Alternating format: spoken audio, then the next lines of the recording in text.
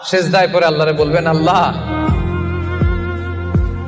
এই পৃথিবীতে আমি ছাড়া তোমার গোলামের অভাব নাই, কিন্তু তুমি ছাড়া আমার দ্বিতীয় কোনো রব নাই। এই জীবন পেয়েছিলাম রবের ইবাদত করার জন্য, কিন্তু সময় পার হচ্ছে কাগজের টুকরো কামানোর জন্য। না কাফনে রয়েছে পকেট, না কবরে আছে আলমারি। আর আশ্চর্যের ব্যাপার এটা যে মৃত্যুর ফেরেশতা ঘুষও নেয় না। আসসালামু আলাইকুম ভাই। ভাই বাঁচবো আর কয়দিন?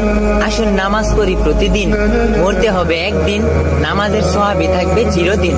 ভাই নবী তো বলছেন, যে ব্যক্তি নামাজের দাওয়াত অন্য মানুষের কাছে পৌঁছায় দিবে, আমি নবীও তাকে জান্নাতে পৌঁছায় দিব। সুবহানাল্লাহ।